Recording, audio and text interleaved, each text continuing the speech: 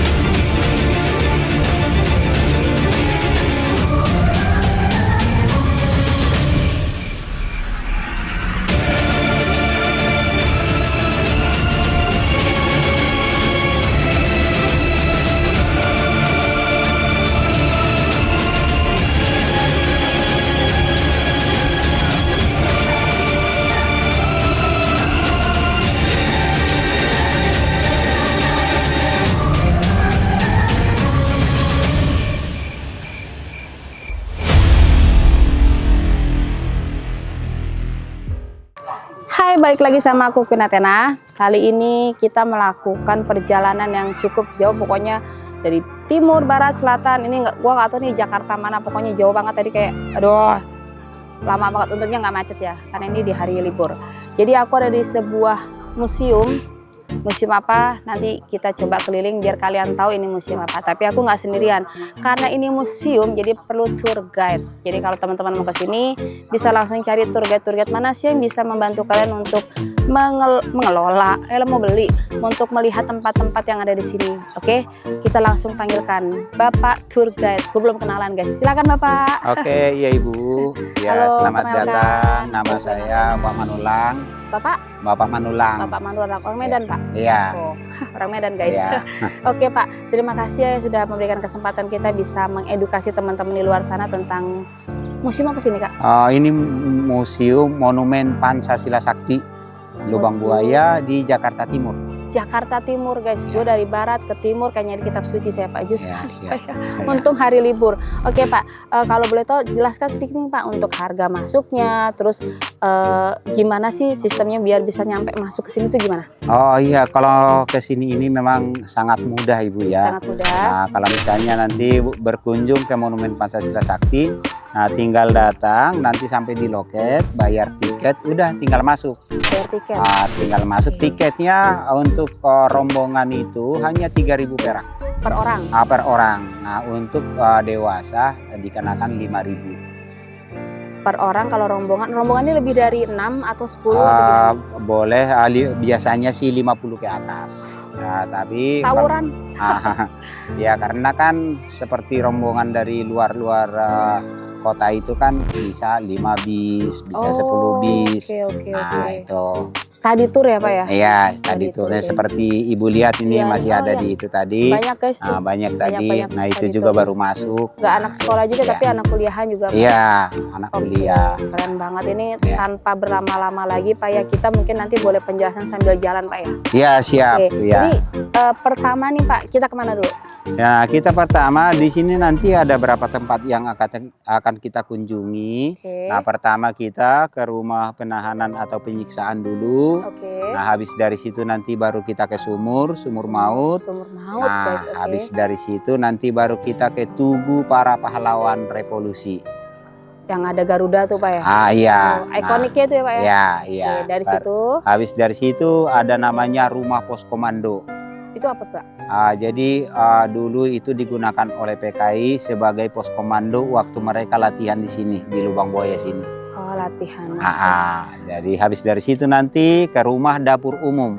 Ke rumah dapur umum. Dapur umum itu adalah dapur yang digunakan oleh PKI juga sewaktu mereka latihan di sini, tempat untuk masak-memasak untuk kebutuhan mereka. Untuk kebutuhan mereka. Nah, nanti habis dari situ baru kita nanti ke mobil PN Artayasa. Apa tuh? Mobil PN Artayasa itu, mobil PN itu adalah perusahaan negara. PN perusahaan negara. Nah, Oke. jadi Arta itu uang, jasa itu adalah jasa. Jasa. Jadi sebenarnya mobil itu dulu adalah milik dari Peruri. Peruri. Apa tuh Peruri, Pak? Percetakan uang Republik Indonesia. Oh. Nah, mobil ini digunakan membawa jenazah DI Panjaitan dari rumahnya Jalan Hasanuddin, daerah Jakarta Selatan menuju ke Lubang Buaya. Dan itu benar-benar mobil yang waktu itu dipakai itu, Pak? Atau hanya replika? Nah, memang ini termasuk replikanya ya, karena memang tahunnya, pembuatannya sama, jenisnya sama. Cuma kalau aslinya mobilnya PKI pada saat itu memang nggak ketahuan kemana ya, apa dibakar, apa dibuang, kita nggak tahu. Okay. Tapi tahun pembuatannya, sama jenisnya ya? sama semua. Pokoknya tidak, ya namanya replika kan sama ya Pak ya? Ya, ini tahun pembuatannya juga sama. Oke. Nah, aku nggak sabar nih Pak, gimana kalau kita langsung keliling? Ya, siap. ayo Lewat silahkan. mana nih Pak? Ya, sini ya? Kita dari sini. Kita lewat sini guys. Ya. Dulu. Nah, ini ada namanya Lapangan Sapta Marga. Lapangan Sapta Marga. Nah, jadi nanti setiap memperingati Hari Kesaktian Pancasila tanggal 1 Oktober, inilah yang digunakan tempat upacara. Nah, jadi dari SD sampai perguruan tinggi, TNI Polri, anggota MPR, anggota DPR maupun tamu-tamu kedutaan nanti upacara di sini. Oke. Nah, jadi setiap tahun di sini inspektur upacaranya adalah Bapak Presiden. Oh, Bapak Presiden datang langsung nanti ya? Iya, tiap tahun. Tiap tahun. Sebagai inspektur upacara di sini.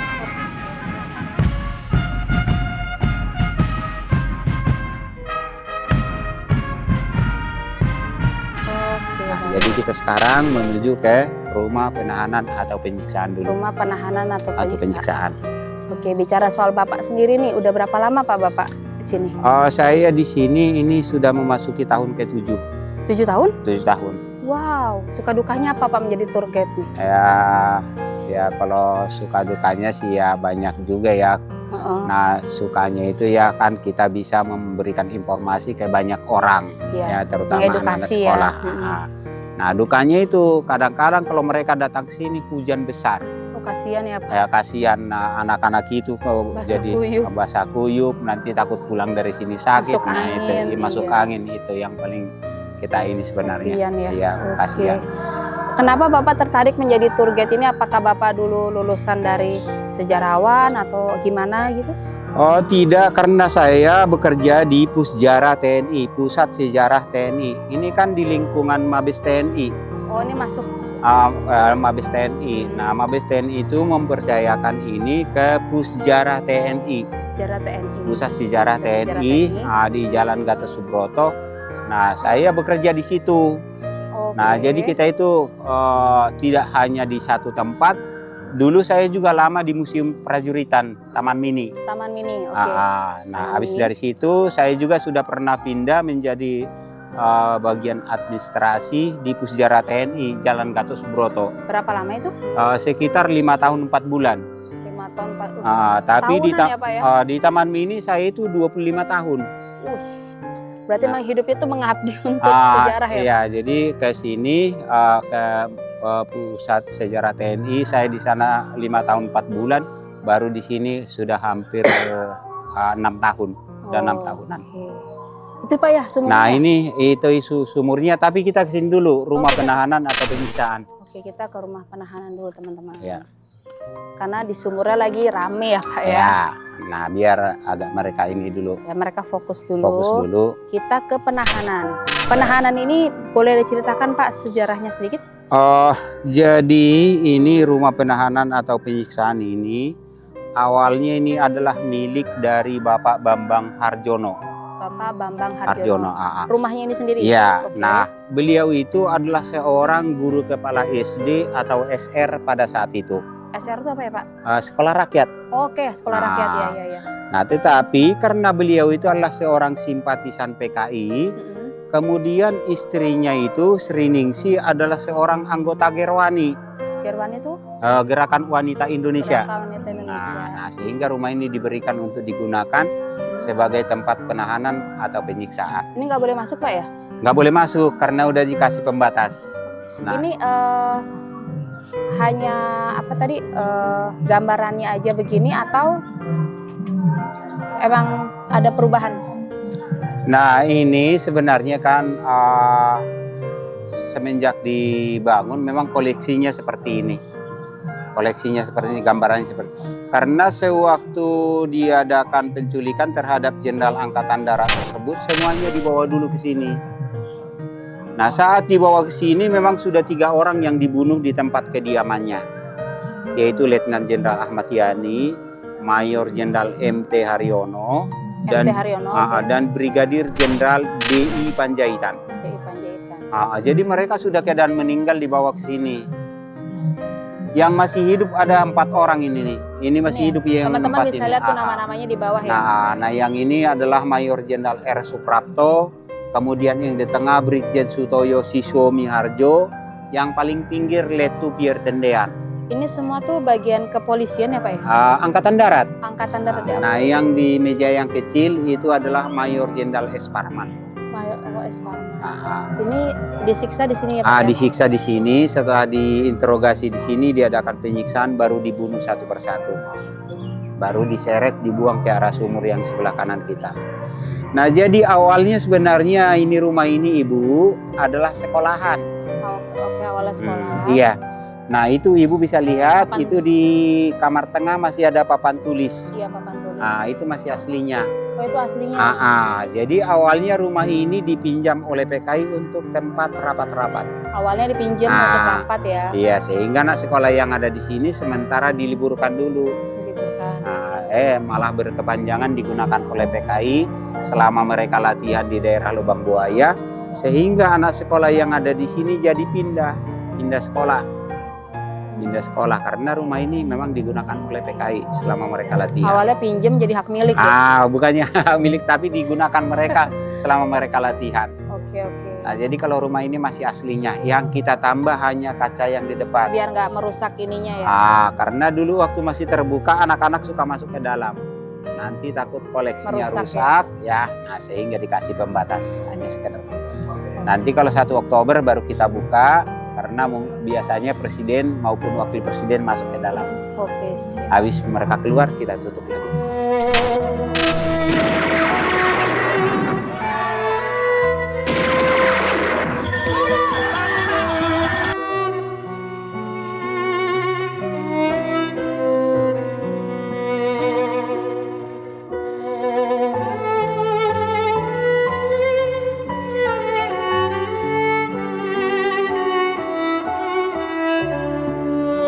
Kita sekarang menuju ke Sumur Maut Lubang Buaya.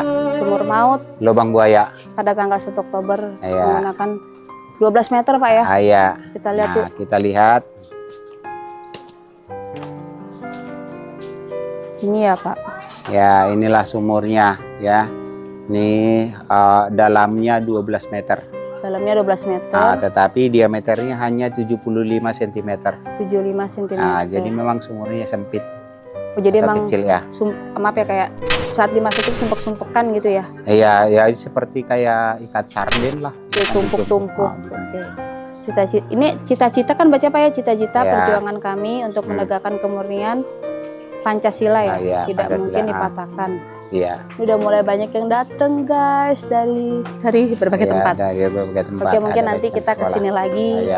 Kita cari ke yang lain dulu Pak ya. Mana lagi boleh. Nah, itu kita ke Tugu. Kita ke Tugu. Yuk. Ini dia. Apanya Pak namanya Pak? Tugu Para Pahlawan Revolusi. Tugu Para Pahlawan ya guys. Ada Ahmad Yani, R. Suprapto. Boleh naik nih Pak? Boleh, silahkan. Ya. Yes, boleh dilihat. Iya. Ini apa Pak? Gambaran-gambaran dari lukisan atau ukiran? Relik namanya. Relik, oke. Apa gambarannya? Nah, jadi relik ini, kalau yang paling kiri itu adalah sewaktu pemberontakan PKI di Madiun. Oke. Yang dipimpin oleh Muso dan Amir Syarifuddin. Muso dan Amir Syarifuddin. Itu adalah pemberontakan PKI yang pertama di Indonesia. Berontak. Nah, yang di sampingnya itu adalah sewaktu Bung Karno membawa buku Nasakom Apa tuh Pak, buku apa? Nasionalis, agamais, komunis. Nah, yang di sampingnya adalah sewaktu diadakan penyiksaan terhadap Jenderal Angkatan Darat tersebut. Jadi mereka sambil joget-joget, sambil menari. Oke. Nah, yang terkenal lagunya pada saat itu Ibu tahu nggak? Apa tuh? Lagu Genjer-Genjer. Genjer-genjer. Kayak pernah denger ya? Nah, itulah Oke. yang dinyanyikan Itu yang pada saat itu. dinyanyikan. Nah, sambil diadakan penyiksaan. Jadi lagu Genjer-Genjer itu dulu sempat dilarang oleh Pak Harto beredar ya. Oh. Nah, kemungkinan ya. Nah, kalau dinyanyikan itu seakan-akan mengingatkan di daerah Lubang Buaya sewaktu penyiksaan para Jenderal Angkatan Darat tersebut. Nah, yang di sampingnya itu adalah sewaktu Pak Harto memerintahkan kepada RPKD, nah supaya dicari itu jenderal, hidup atau mati harus ditemukan. Nah, itu sudah perintah lisan ya, perintah lisan. Nah, yang di sampingnya lagi adalah upacara pemberangkatan jenazah dari markas Angkatan Darat menuju pemakaman Taman Makam Pahlawan Kalibata di Jakarta Selatan. Jakarta Selatan. Jadi pemerintah sudah menyiapkan 7 buah namanya Panser Sarasen. Oke. Untuk membawa jenazah itu. Nah, jadi jenazahnya itu ditaruh di atas ya, tidak dimasukkan ke dalam. Oh, di atas. Karena masyarakat di sepanjang jalan sudah menunggu, ingin melihat. Untuk penghormatan terakhir ya? Jadi kalau nanti dimasukkan ke dalam kan nggak kelihatan. Betul. Jadi ditaruh di atas. Nah, yang paling terakhir, paling kanan itu adalah sewaktu Pak Harto menerima Super Semar. Super Semar. Surat perintah 11 Maret. Setelah diterima, besoknya itu tanggal 12 dia mengumumkan pembubaran PKI. PKI itu termasuk partai terlarang di seluruh Indonesia. Nah, jadi PKI itu dibubarkan tanggal 12 Maret 1966. Jadi PKI itu berkuasa di Indonesia itu berapa lama sih total? Jakarta atau Indonesia? Nah, sebenarnya belum berkuasa ya, tapi mereka itu sewaktu pemilu di Indonesia juga, pemilu pertama mereka itu sudah termasuk urutan keempat terbesar. Urutan keempat terbesar. Jadi sebenarnya mereka itu kan sudah mulai, kalau di Indonesia itu mulai sekitar tahun 1920. 1920. Karena di atas nanti itu sewaktu tahun 65 mereka itu ulang tahun sudah ke 45. Ya kan? Iya, berarti kan 20. 45 tahun. 45 tahun ya, jadi mereka ya anggap lalu lalang ya. Ya. Lalu lalangan. Sudah. Artayasa. Jadi PN-nya itu perusahaan negara. Perusahaan negara ya, bukan pengadilan negara. Bukan. Oke, tadi udah putar-putar dan kita ketemu sama bapak tukang rambutan. Oh, bukan. Kepala monumen.